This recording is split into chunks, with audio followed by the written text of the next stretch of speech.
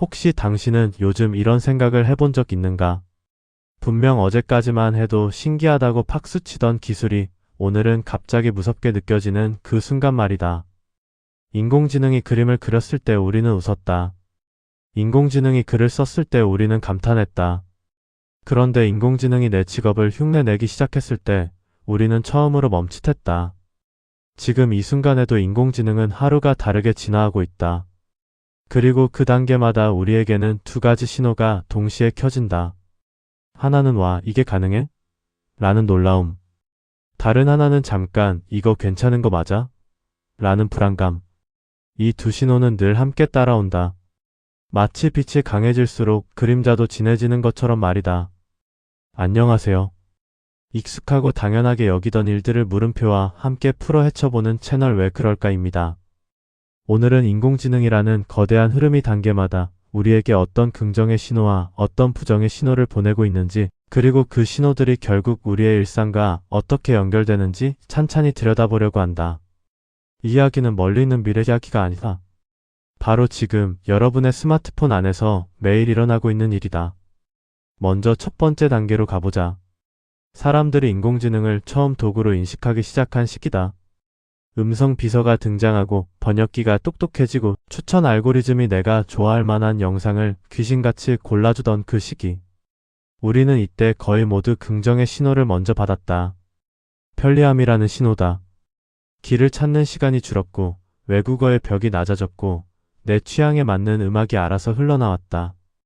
마치 내 머릿속을 잘 아는 비서가 한 명 생긴 기분이었다. 그런데 이 단계에서 조용히 켜진 부정의 신호가 하나 있었다. 바로 선택의 축소다. 추천이 똑똑해질수록 우리는 점점 새로운 걸 직접 찾지 않게 되었다. 알고리즘이 보여주는 세계 안에서만 살게 된 것이다. 여기서 잠깐 자신의 하루를 떠올려 보자. 오늘 본 영상, 들은 음악, 읽은 기사 중에 진짜 내가 골라서 본 것은 몇 개나 될까? 대부분은 누군가가, 아니 어떤 시스템이 우리 앞에 차려놓은 것들이다. 편리함이라는 빛 뒤에는 내 취향이 점점 좁아진다는 그림자가 함께 자라고 있었다. 두 번째 단계로 넘어가 보자. 인공지능이 창작의 영역에 들어온 시기다. 글을 쓰고, 그림을 그리고, 음악을 만들고, 영상까지 만들어내기 시작했다. 이때 켜진 긍정의 신호는 강력했다. 누구나 창작자가 될 수 있다는 가능성이었다. 그림을 못 그리던 사람도 머릿속 장면을 화면에 띄울 수 있게 되었고, 글이 서툰 사람도 자기 생각을 깔끔한 문장으로 정리할 수 있게 되었다. 표현이라는 권리가 모두에게 평등하게 열린 듯한 느낌. 이건 분명 인류에게 새로운 종류의 자유였다. 하지만 이 단계에서 부정의 신호도 함께 커졌다. 바로 진짜와 가짜의 경계가 흐려진다는 신호다. 누군가의 얼굴이 그 사람 동의 없이 영상에 합성되고, 존재하지 않는 사람의 목소리가 진짜처럼 흘러나오고 실제로 일어나지 않은 사건이 사진처럼 만들어졌다. 우리는 처음으로 내가 본 것을 믿어도 되는가라는 질문을 진지하게 던지기 시작했다. 여기서 한 가지 흥미로운 반전이 있다. 사람들은 흔히 기술이 너무 빨라서 문제다라고 말한다. 그런데 여러 연구자들은 다르게 본다. 진짜 문제는 기술의 속도가 아니라 우리 사회가 그 기술을 받아들이는 판단의 속도가 너무 느리다는 것이다. 즉, 인공지능이 빨라진 게 아니라 그걸 다룰 우리의 기준이 아직 따라오지 못한 것이다. 이 차이가 클수록 우리는 더 큰 혼란을 느낀다. 세 번째 단계로 가보자. 인공지능이 판단의 영역에 들어오기 시작한 시기다. 이력서를 검토하고, 퇴출 신청을 평가하고, 의료 영상을 보고 병을 짚어내고 심지어 누가 범죄를 저지를 가능성이 높은지까지 추정하려는 시도가 나타났다. 이때의 긍정 신호는 객관성에 대한 기대였다. 사람은 피곤하면 실수하고 편견에 휘둘리고 기분에 따라 다른 결정을 내린다. 그런데 인공지능은 늘 같은 기준으로 판단할 것이라는 믿음. 이건 분명 매력적인 약속이었다. 그러나 부정의 신호는 더 무거웠다. 인공지능은 사람의 데이터를 학습한다. 그런데 그 데이터 안에는 이미 사람들의 편견이 녹아있다. 그래서 객관적이라고 믿었던 판단이 사실은 과거의 차별을 더 정교하게 반복하는 경우가 드물지 않게 발견되었다. 게다가 인공지능이 왜 그런 결론을 내렸는지 만든 사람조차 정확히 설명하지 못하는 경우도 많다. 이걸 흔히 블랙박스 문제라고 부른다. 쉽게 말하면 답은 나왔는데 그 답이 어떻게 나왔는지 아무도 모르는 상자 같은 거다. 우리의 인생이 그 상자 안에서 결정된다고 생각하면 어떤 기분이 드는가? 그렇다면 여러분의 경우는 어떨까? 만약 면접에서 떨어졌는데 그 이유가 인공지능이 그렇게 판단했기 때문이라는 답만 돌아온다면 받아들일 수 있을까? 아마 가장 답답한 건 떨어졌다는 사실 자체가 아니라 왜 떨어졌는지 물어볼 사람이 없다는 점일 것이다. 인공지능이 판단의 영역에 들어올수록 우리는 설명을 들을 권리라는 새로운 문제와 마주하게 된다. 네 번째 단계로 넘어가 보자. 인공지능이 동반자처럼 느껴지는 시기다. 대화형 인공지능이 등장하면서 사람들은 처음으로 기계와 대화한다는 감각을 가지게 되었다. 외로울 때 말을 걸고 고민을 털어놓고 위로를 받기도 한다. 이때의 긍정 신호는 분명하다. 정서적 접근성이 넓어졌다는 점이다. 새벽 3시에 아무에게도 말 못할 이야기가 있을 때 누군가 들어준다는 감각은 생각보다 큰 위로가 된다. 하지만 여기서도 그림자가 따라온다. 인공지능과의 대화는 늘 친절하고 늘 인내심 있고 늘 내 편이다. 사람과의 관계는 그렇지 않다. 사람은 가끔 짜증을 내고 내 말을 끊고 내 의견에 반대한다. 그런데 그 불편함이야말로 우리를 성장시키는 마찰이기도 하다.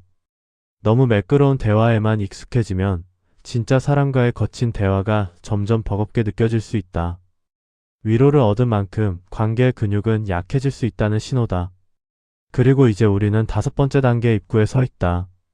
인공지능이 스스로 목표를 세우고 스스로 행동하고 다른 인공지능과 협력해 일을 처리하는 단계다.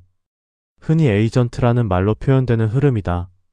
쉽게 말하면 지시를 기다리는 도구가 아니라 알아서 움직이는 일꾼에 가까워지는 것이다. 이 단계의 긍정 신호는 거대한 생산성이다. 며칠 걸리던 일이 몇 분 만에 끝나고 한 사람이 10사람 몫의 일을 해내는 풍경이 눈앞에 다가오고 있다. 부정의 신호도 그만큼 무겁다. 책임의 실종이다. 인공지능이 알아서 결정하고 알아서 행동했을 때 그 결과에 문제가 생기면 누가 책임을 져야 하는가? 만든 사람인가? 사용한 사람인가? 아니면 인공지능 자체인가?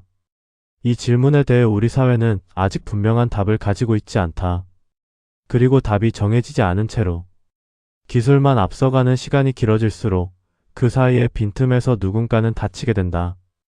여기까지 듣고 나면 한 가지가 분명해진다. 인공지능의 단계마다 등장하는 긍정 신호와 부정 신호는 사실 다른 것이 아니라 같은 것의 양면이라는 점이다. 편리함은 의존을 낳고 창작의 자유는 진위의 혼란을 낳고 객관적 판단은 설명되지 않는 결정을 낳고 따뜻한 대화는 관계의 약화를 낳고 강력한 자율성은 책임의 공백을 낳는다. 빛이 밝아질수록 그림자도 같이 길어진다. 이건 인공지능을 막아야 한다는 이야기가 아니다. 빛만 보고 그림자를 못 본 채 걸어가면 결국 그 그림자에 발이 걸려 넘어진다는 이야기다. 그래서 중요한 건 기술의 속도가 아니라 우리의 시선이다. 새로운 기능이 나올 때마다 이게 되네 해서 멈추지 않고 그럼 이게 내 삶에 무엇을 바꾸지까지 한 번 더 생각해보는 습관.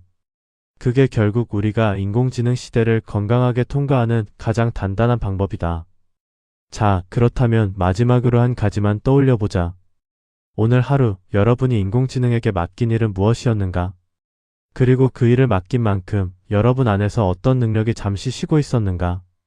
길을 찾는 감각인지, 글을 다듬는 감각인지, 누군가에게 말을 거는 용기인지.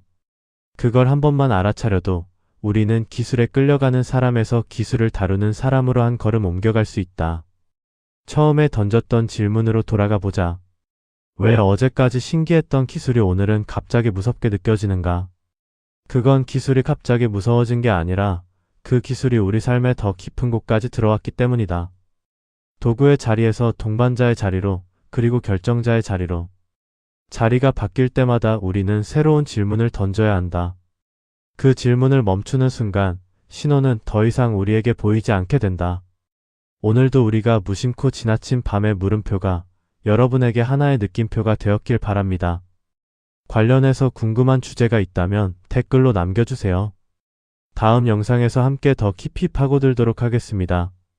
지금까지 여러분의 궁금함과 호기심의 채널 왜 그럴까였습니다. 감사합니다.